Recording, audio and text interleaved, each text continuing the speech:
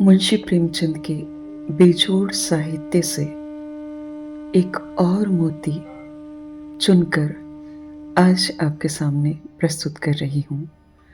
नमस्कार, मैं हूँ अर्चना त्यागी, आपके साथ हिंदी लेखक परिवार के मंच पर, और आज प्रस्तुत कर रही हूँ शतरंज के खिलाड़ी। वाजिद अली शाह का समय था। लखनऊ विलासिता के रंग में डूबा हुआ था। छोटे बड़े, अमीर गरीब सभी विलासिता में डूबे हुए थे। कोई नृत्य और गान की मजलिस सजाता था तो कोई अफीम की पीनक ही में मजे लेता था। जीवन के प्रत्येक विभाग में आमोद प्रमोद का प्राधान्य था। शासन विभाग में, साहित्य क्षेत्र में, सामाजिक अवस्था में, कला कौशल में, उद्योग धंधों में, आहार व्यवहार में, सर्वत्र विलासिता व्याप्त हो रही थी। राज कर्मचारी विषय वासना में, कविगण प्रेम और विरह के वर्णन में, कारीगर कलाबत्तू और चिकन बनाने में, व्यवसायी सुरमे, इत्र, मिस्सी और उबटन का रोजगार करने में लिप्त थे। सभी की आंखों में विलासिता का मद छाया हुआ था। संसार में क्या हो रहा है इसकी किसी को खबर न थी। बटेर लड़ रहे हैं, तीतरों की लड़ाई के लिए पाली बधी जा रही है।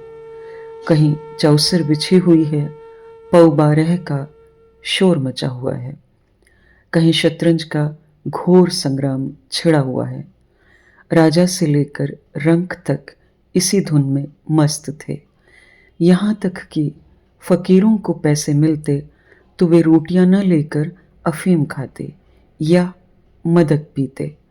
शतरंज, ताश, गंजीफा खेलने से बुद्धि तीव्र होती है, विचार शक्ति का विकास होता है, पेचीदा मसलों को सुलझाने की आदत पड़ती है।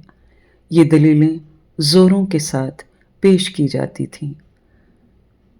इसलिए अगर मिर्ज़ा सज्जाद अली और मीर रोशन अली अपना अधिकांश समय बुद्धि तीव्र करने में व्यतीत करते थे तो किसी विचारशील पुरुष को क्या आपत्ति हो सकती थी। दोनों के पास मौरूसी जागीरें थी, जीविका की कोई चिंता न थी। घर में बैठे चकौथियाँ करते थे, आखिर और करते ही क्या। प्रातःकाल दोनों मित्र नाश्ता करके बिसात बिछाकर बैठ जाते, मुहरे सज जाते और लड़ाई के दांव पेंच होने लगते। फिर खबर न होती कि कब दोपहर हुई, कब तीसरा पहर, कब शाम। घर के भीतर से बार बार बुलावा आता कि खाना तैयार है। यहाँ से जवाब मिलता, चलो आते हैं, दस्तरख्वान बिछाओ। यहाँ तक कि बावर्ची विवश होकर कमरे ही में खाना रख जाता था और दोनों मित्र दोनों काम साथ साथ करते थे। मिर्जा सज्जाद अली के घर में कोई बड़ा बूढ़ा न था, इसलिए उन्हीं के दीवान खाने में बाजियां होती थीं। मगर यह बात न थी कि मिर्जा के घर के और लोग इस व्यवहार से खुश हों। घर वालों को तो कहना ही क्या, मोहल्ले वाले, घर के नौकर चाकर तक नित्य द्वेषपूर्ण टिप्पणियां किया करते थे। बड़ा मनहूस खेल है, घर को तबाह कर देता है, खुदा न करे किसी को इसकी चाट पड़े। आदमी दीन दुनिया किसी काम का नहीं रहता, न घर का न घाट का। बुरा रोग है। यहाँ तक कि मिर्जा की बेगम साहिबा को इससे इतना द्वेष था कि अवसर खोज खोज कर पति को लताड़ती थीं, पर उन्हें इसका अवसर मुश्किल से मिलता था। वह सोती ही रहती थीं, तब तक बाजी बिछ जाती थी और रात को जब सो जाती थीं तब कहीं मिर्जा जी घर में आते थे। हाँ, नौकरों पर वह अपना गुस्सा उतारती रहती थी। क्या पान मांगे हैं? कह दो, आकर ले जाएं। खाने की फुर्सत नहीं है, ले जाकर खाना सिर पर पटक दो, खाएं चाहे कुत्ते को खिलाएं। पर रूबरू वह भी कुछ न कह सकती थी। उनको अपने पति से उतना मलाल न था जितना मीर साहब से। उन्होंने उनका नाम मीर बिगाड़ रख छोड़ा था। शायद मिर्जा जी अपनी सफाई देने के लिए सारा इल्ज़ाम मीर साहब ही के सिर थोप देते थे। एक दिन बेगम साहिबा के सिर में दर्द होने लगा। उन्होंने लौंडी से कहा, जाकर मिर्जा साहब को बुला ला, किसी हकीम के यहाँ से दवा लाएं, दौड़, जल्दी कर। लौंडी गई तो मिर्जा जी ने कहा, चल अभी आते हैं। बेगम साहिबा का मिजाज गर्म था। इतनी ताब कहाँ कि उनके सिर में दर्द हो और पति शतरंज खेलता रहे। चेहरा सुर्ख हो गया। लौंडी से कहा, जाकर कह अभी चलिए, नहीं तो वह आप ही हकीम के यहाँ चली जाएंगी। मिर्जा जी बड़ी दिलचस्पबाजी खेल रहे थे। 2 ही किस्तों में मीर साहब की मात हुई जाती थी। झुंझला कर बोले, क्या ऐसा? दम लबों पर है, जरा सब्र नहीं होता? मीर, अरे तो जाकर सुन ही आइए ना, औरतें नाजुक मिजाज होती ही हैं। मिर्जा, जी हाँ, चला क्यों ना जाऊं, 2 किश्तों में आपकी मात होती है। मीर, जनाब इस भरोसे न रहिएगा, वह चाल सोची है कि आपके मुहरे धरे रहें और मात हो जाए। घर जाइए, सुन आइए, क्यों खामोखा उनका दिल दुखाइएगा। मिर्जा, इस बात पर मात ही करके जाऊंगा। मीर, मैं खेलूंगा ही नहीं, आप जाकर सुन आइए। मिर्जा, अरे यार, जाना पड़ेगा हकीम के यहाँ, सिर दर्द खाक नहीं है, मुझे परेशान करने का बहाना है। मीर, कुछ भी हो उनकी खातिर तो करनी ही पड़ेगी। मिर्जा, अच्छा एक चाल और चल लूं। मीर, हरगिज नहीं, जब तक आप सुन आएंगे मैं मुहरे में हाथ ही न लगाऊंगा। मिर्जा साहब मजबूर होकर अंदर गए तो बेगम साहब ने क्योरियां बदलकर लेकिन कराहते हुए कहा, तुम्हें निगौड़ी शतरंज इतनी प्यारी है, चाहे कोई मर ही जाए पर उठने का नाम नहीं लेते। नौज, कोई तुम जैसा आदमी हो। मिर्जा, क्या कहूं, मीर साहब मानते ही न थे, बड़ी मुश्किल से पीछा छुड़ा कर आया हूं। बेगम, क्या? जैसे वह खुद निकट्टू हैं वैसे ही सबको समझते हैं, उनके भी तो बाल बच्चे हैं, या सबका सफाया कर डाला। मिर्जा, बड़ा लती आदमी है, जब आ जाता है तब मजबूर होकर मुझे भी खेलना पड़ता है। बेगम, दुत्कार क्यों नहीं देते? मिर्जा, बराबर के आदमी हैं, उम्र में दर्जे में मुझसे 2 अंगुल ऊंचे, मुलाहिजा करना ही पड़ता है। बेगम, तो मैं ही दुत्कारे देती हूं, नाराज हो जाएंगे, हो जाएं, कौन किसी की रोटियां चला देता है, रानी रूठेंगी, अपना सुहाग लेंगी। हरिया, जब बाहर से शतरंज उठा ला, मीर साहब से कहना मियाँ अब न खेलेंगे, आप तशरीफ ले जाइए। मिर्जा, हाँ हाँ, कहीं ऐसा गजब भी न करना, जलील करना चाहती हो क्या? ठहर हरिया, कहाँ जाती है? बेगम, जाने क्यों नहीं देते, मेरा ही खून पिए जो उसे रोके। अच्छा, उसे रोका, मुझे रोको तो जानू। यह कहकर बेगम साहिबा झल्लाई हुई दीवान खाने की तरफ चली। मिर्जा बेचारे का रंग उड़ गया। बीवी की मिन्नतें करने लगे, खुदा के लिए तुम्हें हजरत हुसैन की कसम है, मेरी ही मैयत देखे जो उधर जाए। लेकिन बेगम ने एक न मानी, दीवान खाने के द्वार तक गई, पर एकाएक पर पुरुष के सामने जाते हुए पांव बंद से गए। भीतर झांका, संयोग से कमरा खाली था। मीर साहब ने 2-1 मुहरे इधर उधर कर दिए थे और अपनी सफाई जताने के लिए बाहर टहल रहे थे। फिर क्या था, बेगम ने अंदर पहुंचकर बाजी पलट दी। मुहरे कुछ तख्त के नीचे फेंक दिए, कुछ बाहर, और किवाड़ अंदर से बंद करके कुंडी लगा दी। मीर साहब दरवाजे पर तो थे ही, मुहरे बाहर फेंके जाते देख चूड़ियों की झनक भी कान में पड़ी। फिर दरवाज़ा बंद हुआ तो समझ गए बेगम साहिबा बिगड़ गईं। चुपके से घर की राह ली। मिर्जा ने कहा, तुमने गजब किया। बेगम, अब मीर साहब इधर आए तो खड़े खड़े निकलवा दूंगी। इतनी लौ खुदा से लगाते तो वली हो जाते। आप तो शतरंज खेलें और मैं यहाँ चूल्हे चक्की की फिक्र में सिर खपाऊं। जाते हो हकीम साहब के यहाँ कि अब भी तामुल है? मिर्जा घर से निकले तो हकीम के घर जाने के बदले मीर साहब के घर पहुंचे और सारा वृतांत कहा। मीर साहब बोले, मैंने तो जब मुहरे बाहर आते देखे तभी ताड़ गया, फौरन भागा। बड़ी गुस्सेवर मालूम होती हैं, मगर आपने उन्हें यों सिर चढ़ा रखा है, यह मुनासिब नहीं। उन्हें इससे क्या मतलब कि आप बाहर क्या करते हैं? घर का इंतजाम करना उनका काम है, दूसरी बातों से उन्हें क्या सरोकार? मिर्जा, खैर यह तो बताइए अब कहाँ जमा होगा? मीर, इसका क्या गम है, इतना बड़ा घर पड़ा हुआ है, बस यहीं जमे। मिर्जा, लेकिन बेगम साहिबा को कैसे मनाऊंगा? जब घर पर बैठा रहता था तब तो वह इतना बिगड़ती थी, यहाँ बैठक होगी तो शायद जिंदा न छोड़ेंगी। मीर, अजी बकने भी दीजिए, 2-4 रोज में आप ही ठीक हो जाएंगी। हाँ, आप इतना कीजिए कि आज से जरा तंग जाइए। मीर साहब की बेगम किसी अज्ञात कारण से मीर साहब का घर से दूर रहना ही उपयुक्त समझती थी, इसलिए वह उनके शतरंज प्रेम की कभी आलोचना न करती थी, बल्कि कभी कभी मीर साहब को देर हो जाती तो याद दिला देती थी। इन कारणों से मीर साहब को भ्रम हो गया था कि मेरी स्त्री अत्यंत विनयशील और गंभीर है। लेकिन जब दीवान खाने में बिसात बिछने लगी और मीर साहब दिन भर घर में रहने लगे तो बेगम साहिबा को बड़ा कष्ट होने लगा।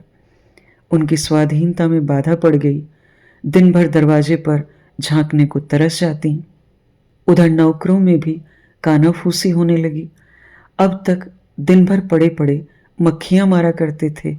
घर में कोई आए कोई जाए, उनसे कुछ मतलब न था। अब 8 पहर की धौंस हो गई। कभी पान लाने का हुक्म होता, कभी मिठाई का, और हुक्का तो किसी प्रेमी के हृदय की भांति नित्य जलता ही रहता था। वे बेगम साहिबा से जा जाकर कहते, हुजूर, मियाँ की शतरंज तो हमारे जी का जंजाल हो गई। दिन भर दौड़ते दौड़ते पैरों में छाले पड़ गए। यह भी कोई खेल है कि सुबह को बैठे तो शाम कर दी। घड़ी आध घड़ी दिल बहलाव के लिए खेल खेलना बहुत है। खैर, हमें तो कोई शिकायत नहीं, हुजूर के गुलाम हैं, जो हुक्म होगा बजा ही लेंगे। मगर यह खेल मनहूस है, इसका खेलने वाला कभी पनपता नहीं। घर पर कोई न कोई आफत जरूर आती है, यहाँ तक कि एक के पीछे मोहल्ले के मोहल्ले तबाह होते देखे गए हैं। सारे मोहल्ले में यही चर्चा होती रहती है। हुजूर का नमक खाते हैं। अपने आका की बुराई सुन सुनकर रंज होता है, मगर क्या करें? इस पर बेगम साहिबा कहती, मैं तो खुद इसको पसंद नहीं करती, पर वह किसी की सुनते ही नहीं, क्या किया जाए? मोहल्ले में भी जो 2-4 पुराने जमाने के लोग थे, आपस में भांति भांति के अमंगल की कल्पनाएं करने लगे। अब खैरियत नहीं। जब हमारे रईसों का यह हाल है तो मुल्क का खुदा ही हाफिज है। यह बादशाहत शतरंज के हाथों तबाह होगी। आसार बुरे हैं। राज्य में हाहाकार मचा हुआ था। प्रजा दिन दहाड़े लूटी जाती थी। कोई फरियाद सुनने वाला न था। देहातों की सारी दौलत लखनऊ में खिंची आती थी और वह वेश्याओं में, भांडों में और विलासिता के अन्य अंगों की पूर्ति में उड़ जाती थी। अंग्रेज कंपनी का ऋण दिन दिन बढ़ता जाता था। कमली दिन दिन भीग कर भारी होती जाती थी। देश में सुव्यवस्था न होने के कारण वार्षिक कर भी वसूल न होता था। रेजिडेंट बार बार चेतावनी देता था, पर यहाँ तो लोग विलासिता के नशे में चूर थे। किसी के कानों पर जूं न रेंगती थी। खैर, मीर साहब के दीवान खाने में शतरंज होते कई महीने गुजर गए। नए नए नक्शे हल किए जाते, नए नए किले बनाए जाते, नित्य नई व्यूह रचना होती। कभी कभी खेलते खेलते झुंड हो जाती, तू मैं तक की नौबत आ जाती, पर शीघ्र ही दोनों मित्र में मेल हो जाता। कभी कभी ऐसा भी होता कि बाजी उठा दी जाती। मिर्जा जी रूठ कर अपने घर चले आते। मीर साहब अपने घर में जा बैठते, पर रात भर की निद्रा के साथ सारा मनोमालिन्य शांत हो जाता था। प्रातःकाल दोनों मित्र दीवान खाने में आ पहुंचते थे। एक दिन दोनों मित्र बैठे हुए शतरंज की दलदल में गोते खा रहे थे कि इतने में घोड़े पर सवार एक बादशाही फौज का अफसर मीर साहब का नाम पूछता हुआ आ पहुंचा। मीर साहब के होश उड़ गए। यह क्या बला सिर पर आई? यह तलबी किस लिए हुई है? अब खैरियत नहीं नजर आती। घर के दरवाजे बंद कर लिए।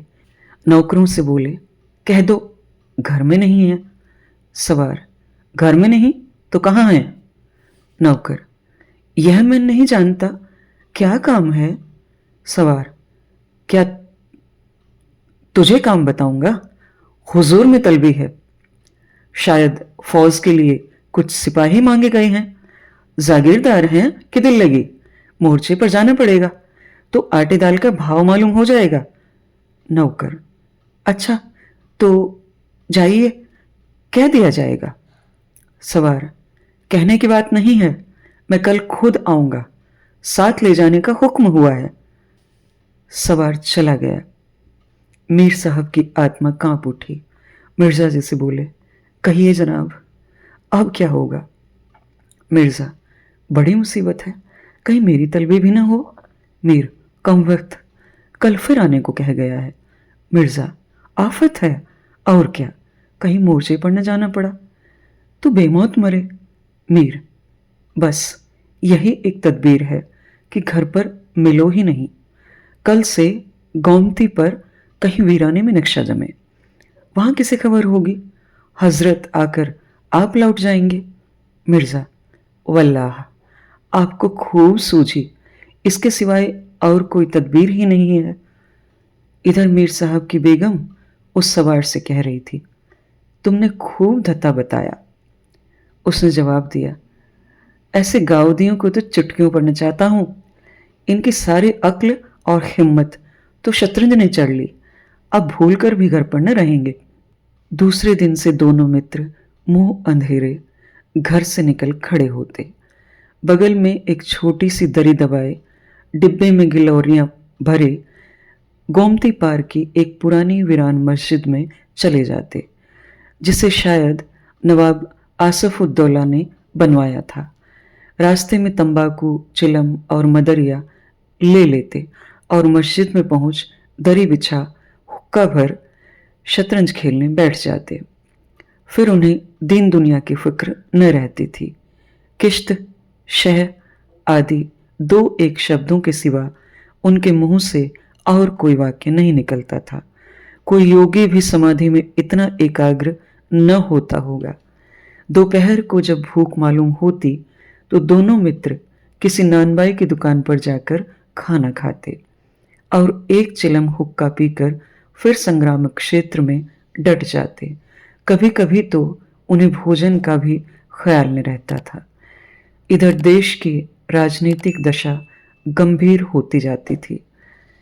कंपनी की फौजें लखनऊ की तरफ बढ़ी चली आती थीं। शहर में हलचल मची हुई थी। लोग बाल बच्चों को लेकर देहातों में भाग रहे थे, पर हमारे दोनों खिलाड़ियों को इसकी जरा भी फिक्र न थी। वे घर से आते तो गलियों में होकर, डर था कि कहीं किसी बादशाही मुलाजिम की निगाह न पड़ जाए। तो बेगार में पकड़े जाएं।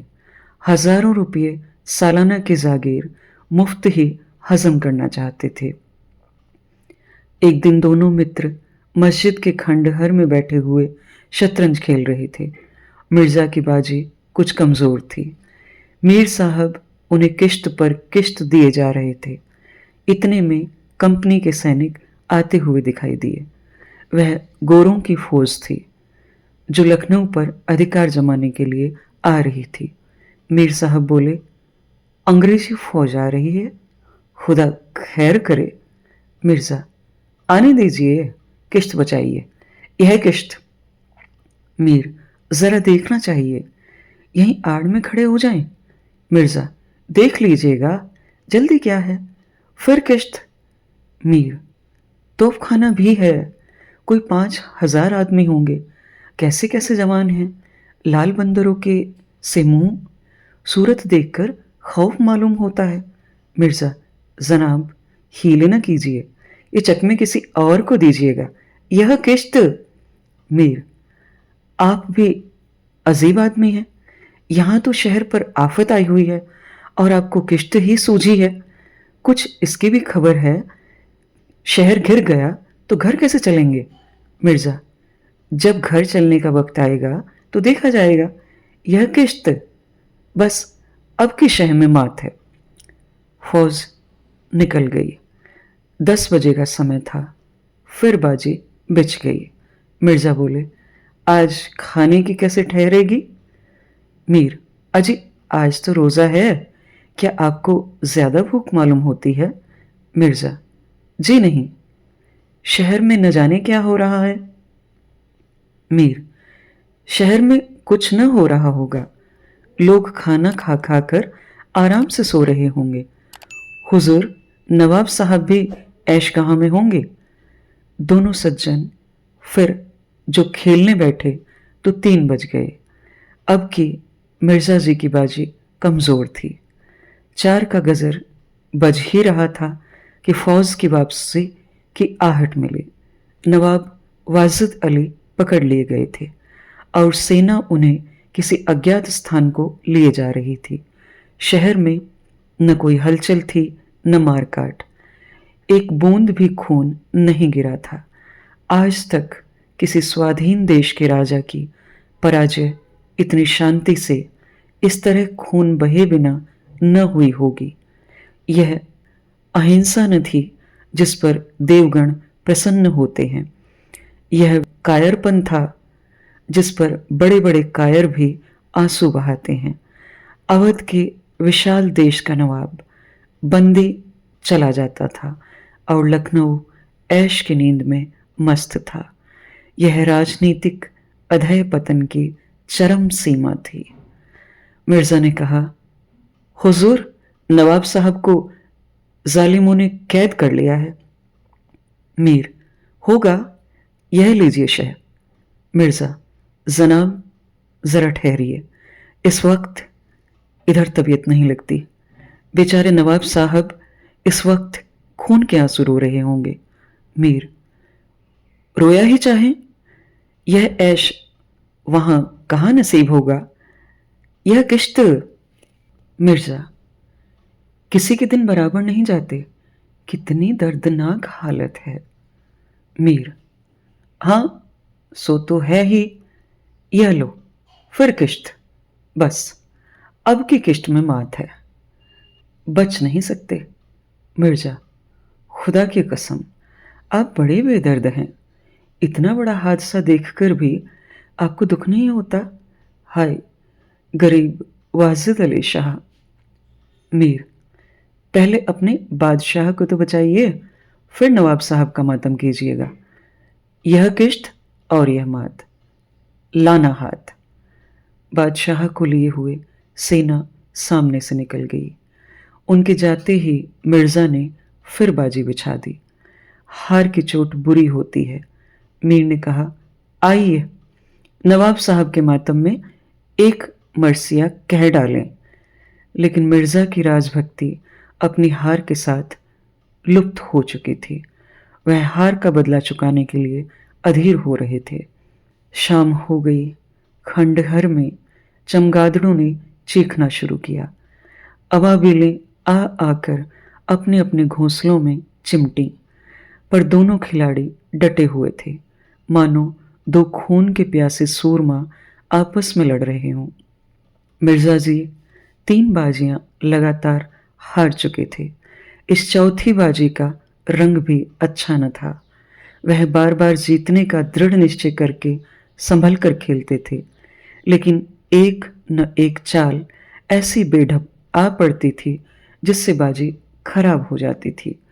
हर बार हार के साथ प्रतिकार की भावना और भी उग्र होती जाती थी। उधर मीर साहब मारे उमंग के गजलें गाते थे, चुटकियां लेते थे, मानो कोई गुप्त धन पा गए हों। मिर्जा जी सुन सुन झुंझलाते और हार की झेप मिटाने के लिए उनकी दाद देते थे, पर ज्यों-ज्यों बाजी कमजोर पड़ती थी, धैर्य हाथ से निकला जाता था, यहाँ तक कि वह बात-बात पर झुंझलाने लगे। जनाब, आप चाल बदला न कीजिए। यह क्या कि एक चाल चले और फिर उसे बदल दिया। जो कुछ चलना हो एक बार चल दीजिए। यह आप मोहरे पर हाथ क्यों रखते हैं? मोहरे को छोड़ दीजिए। जब तक आपको चाल न सूझे मोहरा छूइए ही नहीं। आप एक एक चाल आधा घंटे में चलते हैं, इसकी सनद नहीं। जिसे एक चाल चलने में 5 मिनट से ज्यादा लगे उसकी मात समझी जाए। फिर आपने चाल बदली, चुपके से मोहरा वहीं रख दीजिए। मीर साहब का फर्जी पिटता था। बोले, मैंने चाल चली ही कब थी? मिर्जा, आप चाल चल चुके हैं, मोहरा वहीं रख दीजिए, उसी घर में। मीर, उस घर में क्यों रखूं? मैंने हाथ से मोहरा छोड़ा ही कब था? मिर्जा, मोहरा आप कयामत तक न छोड़ें तो क्या चाल ही न होगी? फर्जी पिटते देखा तो धांधली करने लगे। मीर, धांधली आप करते हैं। हार जीत तकदीर से होती है, धांधली करने से कोई नहीं जीतता। मिर्जा, तो इस बाजी में तो आपकी मात हो गई। मीर, मुझे क्यों मात होने लगी? मिर्जा, तो आप मोहरा उसी घर में रख दीजिए जहां पहले रखा था। मीर, वहां क्यों रखूं? नहीं रखता। मिर्जा, क्यों ना रखिएगा, आपको रखना होगा। तकरार बढ़ने लगी। दोनों अपनी अपनी टेक पर अड़े थे। न यह दबता था न वह। अप्रासंगिक बातें होने लगी। मिर्जा बोले, किसी ने खानदान में शतरंज खेली होती तब तो इसके कायदे जानते। वे तो हमेशा घास छीला किए, आप शतरंज क्या खेलिएगा? रियासत और ही चीज है। जागीर मिल जाने से ही कोई रईस नहीं हो जाता। मीर, क्या? घास आपके अब्बा जान छीलते होंगे, यहां तो पीढ़ियों से शतरंज खेलते चले आ रहे हैं। मिर्जा, अजी जाइए भी। गाजिउद्दीन हैदर के यहां बावर्ची का काम करते करते उम्र गुजर गई, आज रईस बनने चले हैं। रईस बनना कुछ दिल लगी नहीं है। मीर, क्यों अपने बुजुर्गों के मुंह में कालिख लगाते हो? वे ही बावर्ची का काम करते होंगे। यहां तो हमेशा बादशाह के दस्तर ख्वान पर खाना खाते चले आए हैं। मिर्जा, अरे चल चरकटे, बहुत बढ़ चढ़कर बातें न कर। मीर, जवान संभालिए वरना बुरा होगा। मैं ऐसी बातें सुनने का आदी नहीं हूं। यहां तो किसी ने आंखें दिखाई कि उसकी आंखें निकाली। है हौसला? मिर्जा, आप मेरा हौसला देखना चाहते हैं तो फिर आइए, आज दो दो हाथ हो जाएं, इधर या उधर। मीर, तो यहां तुमसे दबने वाला कौन है? दोनों दोस्तों ने कमर से तलवारें निकाल ली। नवाबी जमाना था, सभी तलवार पेश कब्ज, कटार वगैरह बांधते थे। दोनों विलासी थे पर कायरण्य थे। उनमें राजनीतिक भावों का अधःपतन हो गया था। बादशाहत के लिए क्यों मरे, पर व्यक्तिगत वीरता का अभाव न था। दोनों ने पैतरे बदले, तलवारें चमकी, छपाछप की आवाजें आई। दोनों जख्म खाकर गिरे, और दोनों ने वहीं तड़प तड़प कर जानें दे दी। अपने बादशाह के लिए जिनकी आंखों से एक बूंद आंसू न निकला, उन्हीं दोनों प्राणियों ने शतरंज के वजीर की रक्षा में प्राण दे दिए। अंधेरा हो चला था, बाजी बिछी हुई थी। दोनों बादशाह अपने अपने सिंहासनों पर बैठे हुए मानो इन दोनों वीरों की मृत्यु पर रो रहे थे। चारों तरफ सन्नाटा छाया हुआ था। खंडहर की टूटी हुई मेहराबें, गिरी हुई दीवारें और धूली धूसरित मीनारें इन लाशों को देखती और सिर धुनती थीं। अभी आपने सुनी मुंशी प्रेमचंद की यह कहानी शतरंज के खिलाड़ी। मेरी आवाज़ में यह कहानी अगर आपको पसंद आती है तो लाइक करें, कमेंट करें और अन्य साहित्य प्रेमियों के साथ साझा भी अवश्य करें। मैं अर्चना त्यागी अब आपसे विदा लेती हूँ। फिर मिलते हैं एक और कहानी के साथ बेहतरीन कहानियों के सफ़र में। धन्यवाद। अगर आपको रचना पसंद आती है तो लाइक्स और कमेंट्स ज़रूर करें और शेयर